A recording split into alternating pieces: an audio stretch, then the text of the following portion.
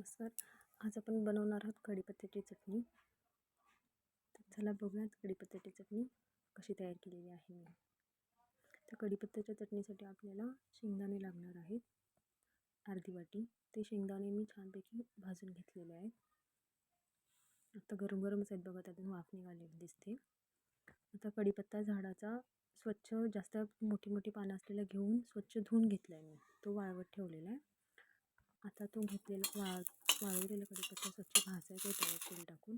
परत त्यात लाल हिरव्या मिरच्या चांगला असा खरडा करताना कसा तिखट झणका उठतो तसं लाल मिरच्या भाजून घ्यायच्या तव्यात.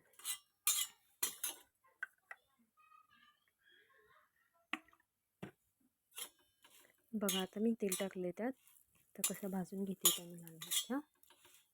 लालच मिरच्या घेतात शक्यतो, आणि त्यामुळे चटणी जरा अशी सुट्टी सुट्टी होते. नाहीतर हिरव्या मिरच्या घेतल्या चटणी अशी चिकट चिकट आणि ओली ओली होते. शक्यतो लालच मिरच्या घ्या सगळ्यांनी. आता सोललेला लसूण, जास्त लसूण घ्यायचा इथे. लसणाचा वापर आपल्याला जास्त करायचा. जरी महाग असला तरी कंजूसपणा करायचा नाही. आता तो लसूण तव्यात टाकून स्वच्छ भाजून घ्यायचा. चांगला वास सुटेपर्यंत त्याचा लसूण त्याचा कच्चा जो स्वाद असतो ना तो निघून गेला पाहिजे. परत इथे मी जिरे घेतलेले आहेत. ते जिरे चांगले खरपूस भाजून घ्यायचे. आणि जिऱ्यामुळे एक वेगळा फ्लेवर येतो चटणीला आपल्या. जिरे चांगले भाजून दिल्यानंतर मी त्याच्यामध्ये परत ते सगळं आपण जेवढं मिश्रण सगळं भाजून घेतलेलं ते सगळं एका ताटातून इथे काढून घेतलेलं आहे, तुम्ही बघू शकता. आता हे सगळं आपण मिक्सरमध्ये बारीक करून घ्यायचं आहे. सगळं मी व्यवस्थित भाजून घेतलेलं आहे. सगळं मिक्सरला बारीक करून घ्यायचं आहे.